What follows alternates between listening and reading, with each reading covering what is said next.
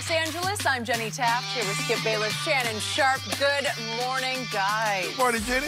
Like the flu. Thank you. How you doing, Skip? I hold in my hand all the answers to all the questions that you will have no answers for. Sorry. Right. Yeah, That's the I thing. got them all. Teacher- The winning hand is right here. Teacher give you an open book test and you fail it. Really? Yeah. Want to compare grades?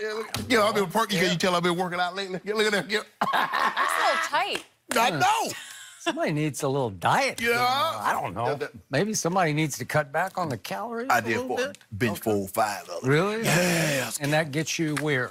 I don't know. I'm thinking about making Okay. it Jason Witten could come back. 405. I got to outrun Jason Witten. Well, Sunday I ran 8 miles, about 7 minutes a clip. You want to go? No. Want to go? I'll be there. I'll be in my truck. Okay. Good news, I have done nothing lately, but I'm glad you guys have. On today's show, why does everyone keep disrespecting Dak Prescott? And Freddie Roach will be in studio with us to talk about a possible Pacquiao-Mayweather rematch. That's coming up, but we are going to start with the NFL. Aaron Rodgers is the best quarterback in football. That is according to 55 league execs and coaches who were interviewed by The Athletic. An anonymous defensive coordinator said, quote, Rodgers is the only one that can do everything with the least talent. He's followed by Tom Brady. One defensive coordinator asked, quote, at the end of the day, would you like that guy running your team? Hell yeah. Drew Brees was ranked third and Patrick Mahomes fourth despite being the MVP last season and throwing 50 touchdown passes in his first season as a starter. So, Shannon, Yes. How would you rank these quarterbacks? I would have my homeboy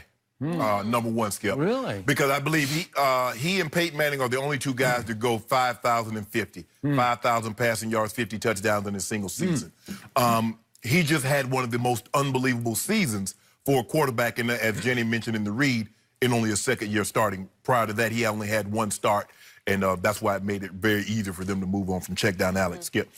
His arm talent is unbelievable. There's not a throw that he can't make, and when he breaks the pocket, he can throw. Very few guys can break the pocket and throw the ball over your head.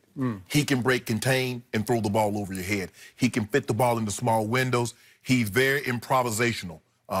We're going to talk about this a little later with the Brett Favre stuff because he'll attempt stuff.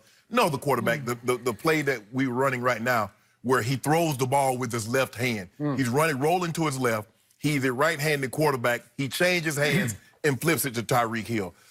I don't even know if there are very many quarterbacks who would attempt that, let alone that could pull it off. And so with that, and you look at, even in his losses, Skip, you don't expect to score 51 points and lose, but he did. He scored 40 points, and they lost. He scored 31 twice, and they lost. In his 5 losses, he averaged scoring 36 points a game. And nobody threw the ball down the field further more than Patrick, my homeboy.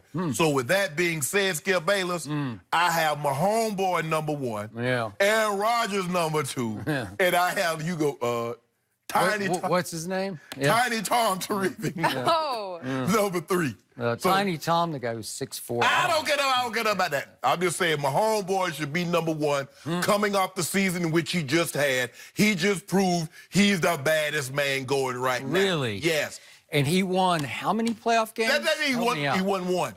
Oh, he did. He won 1. Yeah. That's right. And then what quarterback beat him twice? No. Beat his. See, there you go, Skip. He scored 31 and 40, so he scored an average of 35 and a half points, and he lost both games. And if you don't mind me asking, Skip, was he on the field when Tom Brady did what he did, or was he on the sideline?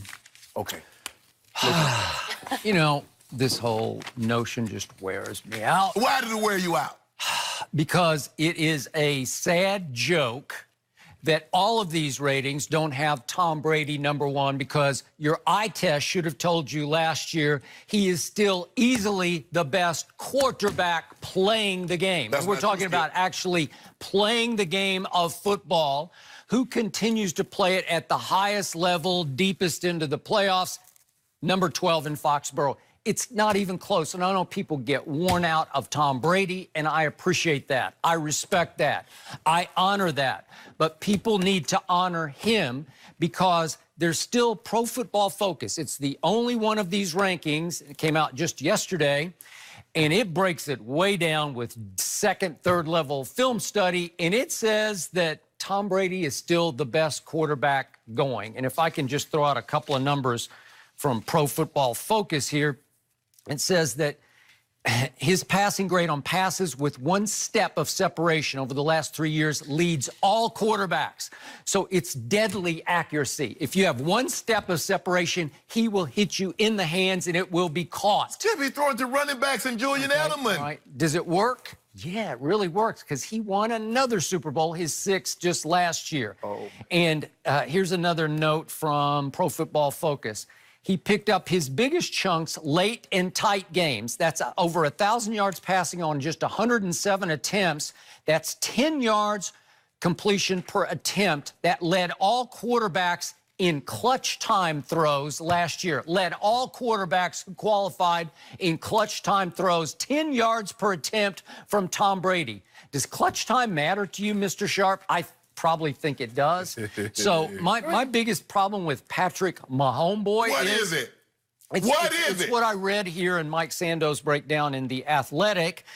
There were 7 who placed Mahomes in the 2nd tier, and they wanted to see him do it again. Just do it one more time, because he did it once. Okay. Way to go. Okay. You took the world by surprise and by storm. I'll give you that. So is that what we're doing now? Well, let's see if he can do it again before we rank him the best quarterback in football. You're leaping on the bandwagon that you didn't build before the draft because you did not see it coming. If you had said before the draft, the best quarterback in this draft is the guy that Andy Reid stole, then I would give it to you. But you didn't tell me that. I told you Baker Mayfield should be the guy. I said it before the draft. I told you Kyler Murray was coming, who was going to win the Heisman, and he was going to be the first overall pick, but you didn't listen to me. So at least I built those bandwagons before they rolled. Well, the car, look, I didn't assemble the car, but I got in early on the build. And I told you my homeboy was going to win the MVP. You told me Drew Brees, so I've been on this bandwagon. But Skip Bayless, here's the problem where I'm going to give you a little pushback. Did you know this, Jenny? I don't know if you noticed this, Jenny, because me and my research, Steve, we stayed up late last night burning the midnight oil. Did you know in 3 playoff games, so the divisional round, the AFC Championship and the Super Bowl, Tom Brady threw 2 touchdowns? It's not your turn yet. I think it was my turn. You rudely interrupted me. You handed off to me because you ran out of gas on your homeboy bandwagon. No, I'm just saying. Tom Brady in 3 playoff games, the divisional, AFC Championship, Super Bowl, threw 2 touchdowns with 3 interceptions. How dare you? How dare you? Let me finish. Against Patrick Mahomes' defense, albeit his defense. In the overtime at Kansas City, he completed 3 straight 3rd and 10s. Who has ever done that before in an AFC Championship game? 3 straight 3rd and 10s. Game over, game over, game over. Nope. Brady. Edelman, Gronk.